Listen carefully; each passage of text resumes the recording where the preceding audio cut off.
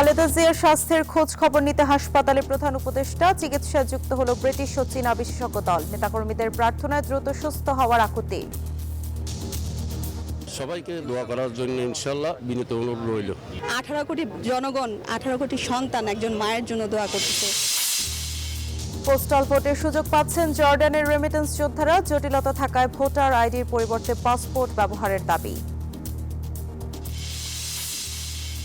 এবং সৌদি আরবে ব্যবসায় সাফল্য পাচ্ছেন বাংলাদেশিরা। তৈরি হচ্ছে নতুন কর্মসংস্থান, আগ্রহী হচ্ছেন অনেকে।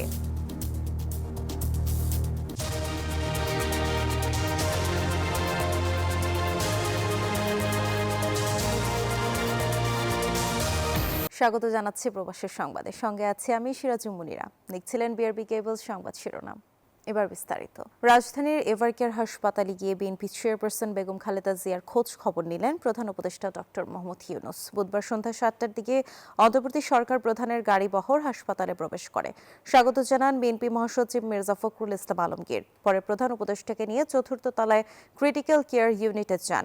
বিএনপির মিডিয়া সেলের সদস্য শাহরুল কবির খান জানান, মেডিকেল বোর্ডের প্রধান অধ্যাপক শাহাবুদ্দিন তালুকদার, ডক্টর এইচ.এম. জাহিদ হোসেন এবং খালেদা জিয়ার ছোট ছেলে প্রয়াত আরাফাত রহমান কোকোর সহধর্মিণী সৈয়দা শামিলা রহমানও সেখানে ছিলেন। প্রধান উপদেষ্টা হাসপাতালটিতে প্রায় আধ ঘণ্টা অবস্থান করেন।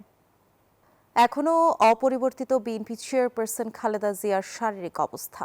চিকিৎসায় এবার যুক্ত হল ব্রিটিশ বিশেষজ্ঞ মেডিকেল টিম, যার নেতৃত্ব দিচ্ছে লন্ডনের বিশেষজ্ঞ চিকিৎসক ডক্টর রিচার্ড বেলি। রাতে খালেদা জিয়ার চিকিৎসায় পরবর্তী করণীয় নিয়ে বৈঠক করে দেশি বিদেশি মেডিকেল বোর্ড। এদিকে চীনের বিশেষজ্ঞ মেডিকেল টিমও রাতে এভারকেয়ার হাসপাতালে এসেছে। টানা 11 দিন ধরে রাজধানীর এভারকেয়ার হাসপাতালে বিএনপি চেয়ারপারসন বেগম খালেদা জিয়া দ্রুত সুস্থ করতে দেশি বিদেশি চিকিৎসকরা চালাচ্ছেন সম্মিলিত প্রচেষ্টা। এর মধ্যে বিএনপি চেয়ারপারসন চিকিৎসকদের সাড়া দিচ্ছেন বলে জানানো হয়েছে। মাঝে বুধবার বেলা 10টার দিকে হযরত শাহজালাল আন্তর্জাতিক বিমানবন্দরে নামেন যুক্তরাজ্য থেকে আগত চিকিৎসক দল। এ সময় তাদের দলনেতা ডক্টর রিচার্ড বিলকে অভ্যর্থনা জানানো হয়। পরে বেলা 10:30টার কাছাকাছি সময় পৌঁছান এভারকেয়ার হাসপাতালে। আগের দিন থেকে চিকিৎসায় যুক্ত আছেন চীনা মেডিকেল টিমও। প্রিয় নেত্রীর খোঁজ খবর নিতে হাসপাতালের বাইরে অপেক্ষা যেন শেষ হচ্ছে না নেতাকর্মীদের। তাদের প্রত্যাশা দ্রুতই গণতন্ত্রের আপসহীন নেত্রী ফিরবেন জনগণের কাছে। আসলে একজনের জায়গা তো আরেকজন কেউ কখনো পূরণ করতে পারে না, এটাই হচ্ছে বাস্তবতা। প্রার্থনা করি এবং দোয়া করি, সবাইকে দোয়া করার জন্য ইনশাল্লাহ বিনীত অনুরোধ রইল। দলের নিষেধ, নিরাপত্তার কড়াকড়িও থামাতে পারছে না কর্মীদের প্রিয় মায়ের জন্য আবেগ। সবার দোয়া দিয়ে আমার মাদের সুস্থ। আমি একজন মরে গেলে সে তো বেঁচে থেকে 19 কোটি 18 কোটি মানুষের উন্নয়ন করবে, আমি তো তার করতে পারবো না। হাসপাতালের সামনে নিরাপত্তা নিশ্চিতে বেড়েছে বিজিবি, পুলিশ, র্যাব ও আর্ম পুলিশ ব্যাটালিয়নের তোড়জোড়। নাইম আলচিকো, নিউজ 24, ঢাকা। দর্শক, এ বিষয়ে আরো জানাতে আমাদের সঙ্গে যুক্ত হচ্ছেন সহকর্মী তাওহিদুল ইসলাম। তাওহিদুল, খালেদা জিয়ার শারীরিক অবস্থা নিয়ে দেশি বিদেশি চিকিৎসকদের যে মেডিকেল বোর্ডের বৈঠক হয়েছিল, সে বৈঠক সম্পর্কিত কিছু তথ্য আপনার কাছে কি আছে? ধন্যবাদ আপনাকে। যে মেডিকেল বোর্ডে সর্বশেষ যে রাত 10টার পরে যে চীন থেকে যে একটি বিশেষজ্ঞ চিকিৎসক দল এভারকেয়ারে এসেছিলেন, তারা 12:30টার দিকে বেরিয়ে গেছেন বলে আমরা জানতে পেরেছি। কিন্তু তাদের সেই যে বৈঠক বা যে কথা হয়েছে, কি কথা হয়েছে, সেগুলো কিন্তু এখন পর্যন্ত আমাদেরকে জানানো হয়নি বা কেউ এখন এর তরফ থেকে, বিএনপি তরফ থেকে বা চীনের চিকিৎসক দলের তরফ থেকে কেউ ব্রিফ করেনি। এখন পর্যন্ত আমরা এ বিষয়ে কিছু জানি না। তবে আমরা দেখেছি তারা 12:30টার পরে এই এভারকেয়ার ত্যাগ করেছেন। এছাড়া আরও জানিয়ে রাখতে চাই, এখন পর্যন্ত বেগম খালেদা জিয়ার কিন্তু শারীরিক অবস্থা অপরিবর্তিত বলেই আমরা জানি। এখন পর্যন্ত অপরিবর্তিত আছে এমনটি জানিয়েছেন। এছাড়া এভারকেয়ারের হাসপাতালের সামনের পরিস্থিতি যদি একটু বলতে চাই, এখন পর্যন্ত কিন্তু এভারকেয়ারের সামনে মোটামুটি শুনশান, নিরাপত্তা আছে। নেতাকর্মীরা যারা ভিড় করছিলেন তারা কিন্তু এখন অনেকেই চলে গেছেন। এখন এভারকেয়ারের সামনে গণমাধ্যম কর্মী ব্যতীত আর তেমন কেউ নেই। এছাড়া নিরাপত্তা জোরদার তো সেই আগে থেকে আছে, এখনো সেটি জোরদার অবস্থায় আছে। আমরা দেখেছি পুলিশ, বিজিবি, সেনাবাহিনী সহ SSF কয়েক স্তরের নিরাপত্তা কিন্তু আছে। এছাড়া এখন পর্যন্ত এর আগে যদি আরেকটু জানিয়ে রাখি, 4-5 দিন আগেও কিন্তু চীন থেকে কয়েকজনের বিশেষজ্ঞ চিকিৎসক দল খালেদা জিয়ার চিকিৎসা সহায়তা করতে এসেছিলেন। সকালে এসেছিলেন যুক্তরাজ্য থেকে। এছাড়া প্রধান উপদেষ্টা সহ বিভিন্ন রাজনৈতিক দলের নেতাকর্মীরা তো খোঁজ খবর অনাবৃত রাখছেনই। তো এভারকেয়ার থেকে এই ছিল আমার কাছে থাকা সর্বশেষ তথ্য। এদিকে বিএনপি চেয়ারপারসন খালেদা জিয়ার চিকিৎসায় সহায়তায় চীনের 4 সদস্যের বিশেষজ্ঞ চিকিৎসক দলও ঢাকা এসেছে। চিকিৎসকরা হলেন চি জিয়াংফান, ইয়াং ঝি ছং ইউহি এবং ম্যাং হং ও। বুধবার রাত 10টা 10 মিনিটে চিকিৎসক দল এভারকেয়ার হাসপাতালে পৌঁছায়। লন্ডন থেকে চিকিৎসক দল ইতিমধ্যে এভারকেয়ার হাসপাতালে খালেদা জিয়ার জন্য গঠিত মেডিকেল বোর্ডের চিকিৎসকদের সঙ্গে বৈঠক করেছেন। এই মেডিকেল বোর্ডের সঙ্গে যুক্ত হলেন যুক্তরাজ্য ও চীনের বিশেষজ্ঞ চিকিৎসকরা। লন্ডন থেকে দলের ভারপ্রাপ্ত চেয়ারম্যান তারেক রহমান সার্বক্ষণিক চিকিৎসকদের সঙ্গে যোগাযোগ সমন্বয় করছেন। আগামী জাতীয় সংসদ নির্বাচনে প্রথমবারের মতো দেশের অর্থনীতির অংশীদার প্রবাসী রেমিটেন্স যোদ্ধারা ভোট দেওয়ার সুযোগ পাচ্ছেন। তবে ভোট প্রদান পদ্ধতিতে জটিলতা থাকায় জর্ডান প্রবাসী বাংলাদেশিরা ভোটার আইডির পরিবর্তে পাসপোর্ট ব্যবহার করে পোস্টাল ব্যালট অ্যাপে নিবন্ধনের দাবি জানিয়েছেন। জর্ডান থেকে কাজল আক্তারের পাঠানো তথ্যচিত্রে ডেস্ক রিপোর্টে থাকছে বিস্তারিত। মধ্যপ্রাচ্যের জর্ডানে জীবিকার তাগিদে বসবাস করছেন প্রায় 1.25 লাখ বাংলাদেশি। বিভিন্ন পেশায় যুক্ত এই প্রবাসীরা এবারে প্রথমবারের মতো বাংলাদেশের জাতীয় নির্বাচনে ভোট দেওয়ার সুযোগ পাচ্ছেন। সরকারের এই উদ্যোগকে স্বাগত জানালেও বাস্তব ব্যবস্থা দেখে হতাশ অনেক প্রবাসী। অ্যাপসের মাধ্যমে যদি ভোটটা প্রয়োগ করা যেত তাহলে অনেক প্রবাসী কিন্তু উপকৃত হতো। যে এই অ্যাপসের মাধ্যমে আমরা ভোটটা দিতে পারবো, এটা যে আমরা সঠিকভাবে দিতে পারি, সেই মাধ্যমে ভোটটা যদি আমরা দিতে পারি সবাই ইনশাল্লাহ এটা ভালো একটা উদ্যোগ হয়েছে, কিন্তু ভোট ভালোই হবে এটা আর কি। প্রবাসীদের জন্য একটা ভোটের যে সুযোগ করে দিচ্ছে, কিন্তু এই ভোটটা কিভাবে দেবে প্রবাসীরা এটা কিন্তু সবাই কিন্তু জানে না। তবে ভোট প্রদানে বিদ্যমান পদ্ধতির কারণে 70 থেকে 80% প্রবাসী অংশ নিতে পারছেন না বলে অভিযোগ করেছেন তারা। দীর্ঘদিন প্রবাসে থাকার ফলে অনেকের হাতেই নেই বাংলাদেশি ভোটার আইডি কার্ড। আবার যেসব এলাকায় তারা বসবাস করেন সেসব জায়গায় নেই কোনো পোস্ট অফিস। ফলে পোস্টাল ব্যালট ব্যবস্থার নিবন্ধন করাও হয়ে উঠেছে কঠিন। যদি পাসপোর্ট নাম্বার দেওয়া যেত অ্যাপসের মাধ্যমে আমরা, তাহলে ভালোই আমাদের জন্য।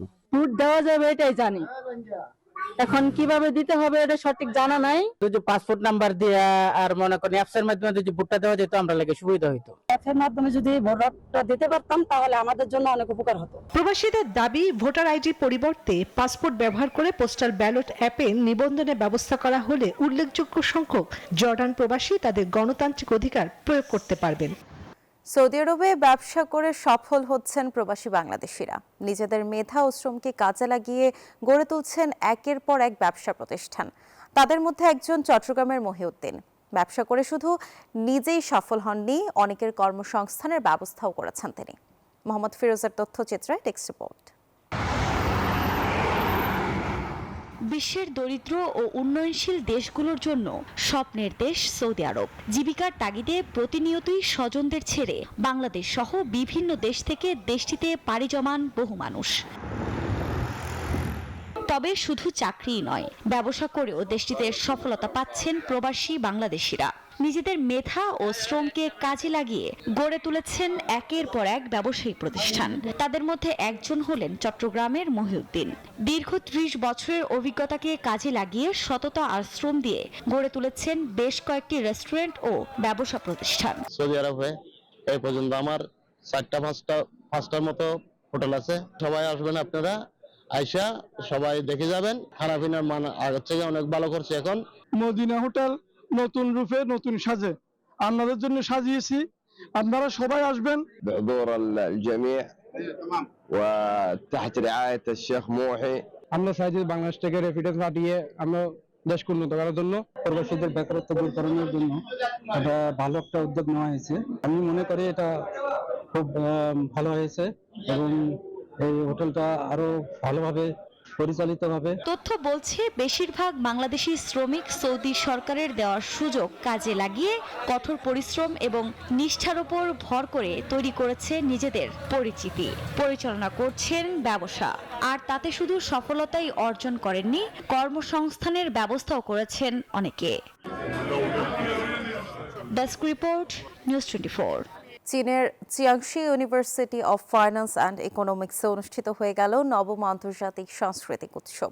বিশ্বের নানান দেশের শিক্ষার্থীদের সঙ্গে বর্ণিল এই আয়োজনে নিজেদের সমৃদ্ধ ইতিহাস ও সংস্কৃতি তুলে ধরেছেন সেখানে পড়াশোনারত বাংলাদেশি শিক্ষার্থীরা। চীনের মাটিতে বাংলাদেশের সংস্কৃতিকে পরিচিত করার এ উদ্যোগ শিক্ষার্থীদের মধ্যে সেতু বন্ধন তৈরি করেছে, বাড়িয়েছে আন্তঃসাংস্কৃতিক সম্পর্কের বন্ধন। চীন থেকে এবাস ইসলামের পাঠানো তথ্যচিত্রে ডেস্ক রিপোর্ট।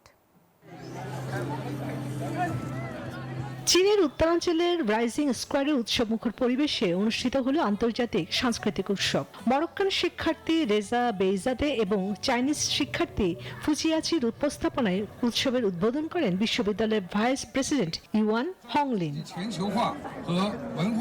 উৎসবে নজর কাড়ে বাংলাদেশের নান্দনিক স্টল, লাল সবুজ পতাকা, দোয়েল পাখি, রয়্যাল বেঙ্গল টাইগার এবং দেশের দর্শনীয় স্থানের ছবি দিয়ে সাজানো স্টল। ফুটে ওঠে বাংলাদেশের ঐতিহ্য ও সাংস্কৃতিক বহুমাত্রিক রূপ। দেখে মনে হয় চীনের বুকে এক টুকরো বাংলাদেশ। খাবারের তালিকায় ছিল বিরিয়ানি, বিভিন্ন ধরনের পিঠা, সেমাই, ফিরনি, পেঁয়াজি সহ নানা আয়োজন, যা দর্শনার্থীদের মধ্যে ব্যাপক আগ্রহ সৃষ্টি করে। আমাদের স্টলে অনেক ফরেনাররা এসেছে, আমরা অনেক বিভিন্ন রকমের খাবার বানিয়ে আমরা বাংলাদেশের পক্ষ থেকে একটা বুথ রিপ্রেজেন্ট করছি এবং বাংলাদেশি কালচার এবং বাংলাদেশি ফুড আমরা এখানে রিপ্রেজেন্ট করছি। ফরেনার স্টুডেন্ট সহ একটি কালচারাল প্রোগ্রামের আয়োজন করা হয়েছিল। বাংলাদেশ সহ বেশ কয়েকটি দেশ এখানে এই ফুড ফেস্টিভ্যাল অংশগ্রহণ করেছিল। কিন্তু উল্লেখযোগ্য বিষয় হচ্ছে অন্য দেশের থেকে বাংলাদেশের ফুডটা লোকারণ্য ছিল এবং বাংলাদেশের খাবার সবাই খুবই পছন্দ করেছে। এছাড়া বিভিন্ন দেশের শিক্ষার্থীরা ঐতিহ্যবাহী পোশাকে নিজস্ব নৃতাত্ত্বিক, কারুশিল্প, খেলাধুলা এবং বিশেষ রান্নার মাধ্যমে তুলে ধরে নিজ দেশের সংস্কৃতি ও রীতিনীতি। সংস্কৃতি, ঐতিহ্য ও জীবনধারার এই মিলনমেলা উৎসবকে পরিণত করে এক অনন্য অভিজ্ঞতার প্ল্যাটফর্মে। অনুষ্ঠানে বাংলাদেশের স্টলে সার্বিক তত্ত্বাবধানে ছিলেন পিএইচডি গবেষক গোলাম শাহরিয়ার ও মোহাম্মদ শরকত হোসেন। পাশাপাশি মাস্টার্স শিক্ষার্থী মোহাম্মদ সাইফুল ইসলাম, সেলিম পারভেজ, মোহাম্মদ রফিকুল ইসলাম, শাকিল খান, ইমতিয়াজ আহমেদ জনি এবং অন্যান্য শিক্ষার্থীরা। বাংলাদেশ, চীন, মরক্কো, পাকিস্তান, ইন্দোনেশিয়া, ভিয়েতনাম সহ 23টি দেশের অংশগ্রহণে আন্তর্জাতিক সাংস্কৃতিক উৎসব পরিণত হয় বিশ্ব সংস্কৃতির রঙিন এক মিলনমালায়। Desk report, news 24। ফ্রান্সে বসবাসরত বাংলাদেশি বংশোদ্ভূত মেধাবী শিক্ষার্থীদের টানা সপ্তমবারের মতো সম্মাননা দিয়েছে ফ্রান্স প্রবাসীদের জনপ্রিয় সামাজিক সেবা সংগঠন Bangladesh community in France, BCF. প্যারিসের একটি মিলনায়তনে আয়োজিত এই অনুষ্ঠানে ফ্রেঞ্চ কারিকুলামে অধ্যয়নরত মোট 30 জন কৃতি শিক্ষার্থীকে সম্মাননা ও ক্রেস্ট প্রদান করা হয়। অনুষ্ঠানে অতিথি হিসেবে উপস্থিত ছিলেন ইউনেস্কোতে বাংলাদেশের স্থায়ী প্রতিনিধি ও রাষ্ট্রদূত Khandaker M Talha, defence attache brigadier general Mohammad Khairuzzaman Mollah, দূতাবাসের প্রথম সচিব ওয়ালিদ বিন কাসেম সহ দূতাবাস কর্মকর্তা ও কমিউনিটির বিশিষ্ট ব্যক্তিরা। অনুষ্ঠানে বক্তারা বলেন, ফ্রান্সে উচ্চশিক্ষায় বাংলাদেশি শিক্ষার্থীদের সংখ্যা বেড়ে যাওয়া আনন্দের বিষয়। পরে সঙ্গীত ও নৃত্য পরিবেশন করেন ফরাসি ও বাংলাদেশি শিল্পীরা। বাংলাদেশের 54তম বিজয় দিবস ঘিরে কানাডার টরন্টোর এসটি প্ল্যাট্রিক ক্যাথলিক সেকেন্ডারি স্কুলে অনুষ্ঠিত হয়েছে মনোজ্ঞ সাংস্কৃতিক অনুষ্ঠান। মঞ্চায়িত হয়েছে মুক্তিযোদ্ধার গল্পে গাথা ওরা জেগে আছে নাটকটি। মুক্তিযুদ্ধ চলাকালীন সময়ে মুক্তিযোদ্ধার সঙ্গে ঘটে যাওয়া বিভিন্ন বিষয় তুলে ধরা হয় নাটকটিতে। মূল গল্প মানস রায়ের, অভিনয় করেছেন সিরাজুল কাদের রাজু, আরিয়ান হক, আরিফুল ইসলাম রানা, ম্যাক আজাদ সহ অনেকে। এছাড়াও কানাডায় বসবাসরত শিল্পীদের নিয়ে সমবেত সঙ্গীত জাগরণের গান পরিবেশিত হয়েছে। আয়োজকরা জানান, নতুন প্রজন্মের মাঝে দেশের ইতিহাস, ঐতিহ্য তুলে ধরা এবং চর্চা অব্যাহত রাখতেই তাদের এ আয়োজন। উৎসবমুখর পরিবেশে স্বাধীনতার গৌরবময় 54তম বার্ষিকী পালন করছে সংযুক্ত আরব আমিরাত। দিনটি তারা ঈদুল ইত্তেহাদ হিসেবে উদযাপন করছে। সরকার 4 দিনের ছুটি ঘোষণা করেছে এবং শহর জুড়ে চোখ ধাঁধানো আলোকসজ্জা করা হয়েছে। দিবসটি উপলক্ষে প্রায় 6500 বন্দীকে মুক্তি দেওয়া হয়েছে, যাদের মধ্যে উল্লেখযোগ্য সংখ্যক বাংলাদেশি প্রবাসী রয়েছেন। সংযুক্ত আরব আমিরাতের 54তম জাতীয় দিবস বা ইল হাত ইত্তেহাদ নানা আয়োজনের মধ্য দিয়ে পালন করা হয়। এই উৎসবের আমিরাতের Abu Dhabi, Dubai, Sharjah, Ajman, Fujairah, Ras Al Khaimah, Umm Al Quwain সহ আমিরাতে প্রধান সড়ক 7টি শহরকে অপরূপ সাজে সাজানো হয়েছে। মোটর র্যালি, বিমান মহড়া, ড্যান্সিং ফাউন্টেন, আলোকসজ্জা, উচ্চ ভবনের রঙিন নান্দনিক সাজ সব মিলিয়ে উৎসবে আবহে পুরো দেশটি। এছাড়া shopping mall, school, college, office, আদালত, সুপার ও হাইপার মার্কেটও সেজেছে নানা সাজে। দিবসটি উপলক্ষে বিভিন্ন দেশের বন্দীকে মুক্তি দেওয়া হয়েছে। আমিরাতে প্রায় 12 লাখের বেশি বাংলাদেশি এই দেশের উন্নয়নে কাজ করছেন। পরিশ্রমী ও দক্ষতার কারণে বাংলাদেশিরা এখানে সম্মানের সাথে কাজের সুযোগ পেয়েছে। সংযুক্ত আরব আমিরাতে জাতীয় দিবসের শুভকামনা জানিয়ে প্রবাসীরা বলেন, দেশটি সুখী ও সমৃদ্ধি থেকে এগিয়ে গেছে। তাই শান্তি ও স্থিতিশীলতা চিরস্থায়ী হয়ে এখানে থাকা সকলের জীবন হবে নিরাপদ, সফল ও সুখময়, এমনটাই প্রত্যাশা প্রবাসী বাংলাদেশিদের। Desk report, news 24। ফেব্রুয়ারিতে বাংলাদেশে একটি অবাধ, সুষ্ঠু এবং উৎসবমুখর নির্বাচন হবে বলে আবারও প্রত্যয় ব্যক্ত করেছেন অন্তর্বর্তী সরকারের প্রধান উপদেষ্টা অধ্যাপক ডক্টর মোহাম্মদ ইউনূস। বুধবার সকালে মিরপুর সেনানিবাসে ন্যাশনাল ডিফেন্স কোর্স ও আর্মড ফোর্সেস ওয়ার কোর্স 2025-এর সমাপনী অনুষ্ঠানে তিনি এ মন্তব্য করেন। মিরপুর সেনানিবাসে ন্যাশনাল ডিফেন্স কোর্স ও আর্মড ফোর্সেস ওয়ার কোর্স 2025-এর সমাপনী অনুষ্ঠানে বক্তব্যের শুরুতে প্রধান উপদেষ্টা অধ্যাপক মোহাম্মদ ইউনূস বিএনপি চেয়ারপারসন বেগম খালেদা জিয়ার দ্রুত আরোগ্য কামনা করেন এবং তার সুস্থতার জন্য সবার দোয়া প্রার্থনা করেন। Let us pray to Allah, along with all the people of Bangladesh, for the speedy recovery of our former Prime Minister and our national leader, Begum Khaleda Zia, who is struggling in her life. আবারও ফেব্রুয়ারিতে নির্বাচন অনুষ্ঠান প্রসঙ্গে প্রধান উপদেষ্টা বলেন, নির্বাচন উৎসব মুখর হবে বলে আশাবাদী তিনি। In our national election and referendum coming February, to make it not only a historical landmark, also peaceful and festive, make it a festive occasion for all voters who turn out to vote, and the nation will remember with pride. NDC 2025-এ 96 জন অংশগ্রহণকারীর সশস্ত্র বাহিনী 49 জন, বেসামরিক প্রশাসন 18 জন, 18টি বন্ধু প্রতিম দেশে 29 জন, এএফডব্লিউসি 2025-এ 56 জন সদস্য সফলতার সঙ্গে কোর্স সম্পন্ন করেন। জাতীয় নিরাপত্তা নীতি প্রণয়ন এবং কৌশলগত সিদ্ধান্ত গ্রহণে এই কোর্সগুলো গুরুত্বপূর্ণ ভূমিকা রাখবে বলেও মন্তব্য করেন প্রধান উপদেষ্টা। মারুফা রহমান, নিউজ 24, ঢাকা। এবার জেডএসআরএম নির্বাচনের পথে।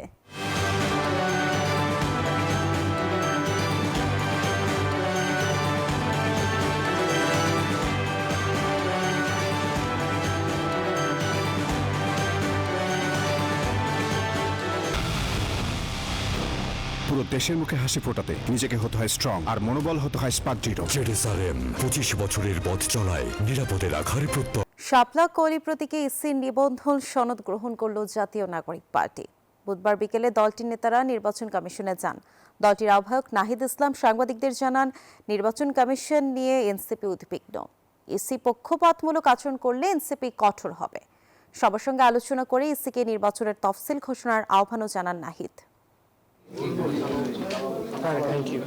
রাজনৈতিক দল হিসেবে নিবন্ধনের সনদ নিল এনসিপি। ত্রয়োদশ জাতীয় সংসদ নির্বাচনে শাপলাকলি প্রতীক নিয়ে ভোট করার কথা জানালেন দলটির নেতারা। প্রধান নির্বাচন কমিশনারের সঙ্গে সাক্ষাৎ করতে বুধবার ইসিতে আসেন এনসিপির 4 সদস্যের প্রতিনিধি দল। সনদ গ্রহণ করে তারা অভিযোগ করেন, নির্বাচন কমিশনে এখনো অনেক দুর্নীতিবাজ কর্মকর্তা রয়ে গেছেন। তাই ইসিকে নিয়ে এখনো উদ্বিগ্ন এনসিপি। ইসি পক্ষপাতমূলক আচরণ করলে এনসিপি অনাস্থা প্রকাশ করবে এবং কঠোর হতে বাধ্য হবে বলে জানান দলটির নেতারা। অনেক দুর্নীতিবাজ অফিসার কিন্তু এই নির্বাচন কমিশনে এখনো রয়ে গেছে। সেই জায়গা যাতে নির্বাচন কমিশন সতর্ক হয় এবং ব্যবস্থা যথাযথ ব্যবস্থা নেয় সেই আমাদের আহ্বান থাকবে। নির্বাচন কমিশনের আমরা দেখি যে তারা পক্ষপাতিত্বমূলক আচরণ করতেছে, আমরা বিভিন্ন সময় দেখেছি, এর আগে আমরা বলেছি সুস্পষ্টভাবে, এটা যদি তারা ভবিষ্যতে করে সেক্ষেত্রে নির্বাচন কমিশনের প্রতি আমরা সম্পূর্ণ অনাস্থা দিতে বাধ্য হব এবং তাদের বিরুদ্ধে কিন্তু আমাদের তখন কঠোর ব্যবস্থা নিতে হবে। 4টি প্রশ্ন নিয়ে গণভোটের প্রক্রিয়া জটিল করা হচ্ছে বলেও মনে করেন এনসিপির নেতারা। গণভোটের প্রক্রিয়াটা এমন করে জটিল করে তোলা হয়েছে। মক টেস্টে যেটা আমাদের এক্সপিরিয়েন্স এসেছে, যারা শিক্ষিত মানুষ তারা কিন্তু 4টা প্রশ্নই পড়তেছে এবং শেষে হ্যাঁ বা না তারা উত্তরে যাচ্ছে। আমরা সেখানে বলেছিলাম যে এটা যদি একটা লিডিং কোশ্চেনে হয়ে জুলাই সনদের আপনি কি সমর্থন করেন নাকি করেন না, তাহলে হ্যাঁ বা না। রাজনৈতিক পরিস্থিতি স্থিতিশীল থাকলেই যেন কেবল নির্বাচনের তফসিল ঘোষণা করে কমিশন, এই আহ্বান জানান এনসিপি নেতারা। খালেদা জিয়া আমাদের যিনি রয়েছেন উনি অসুস্থ রয়েছেন, তারপরে আমাদের দেশের যে পরিস্থিতি, এই পরিস্থিতিগুলো যাতে সবাই সাথে কথা বলে জেনে সবাইকে অনবোর্ড করে এই জিনিসটা করার জন্য। অন্তরা বিশ্বাস, নিউজ 24, ঢাকা। এই ছিল নিউজ 24 প্রবাসী সংবাদে। এতক্ষণ সঙ্গে থাকার জন্য ধন্যবাদ সবাইকে।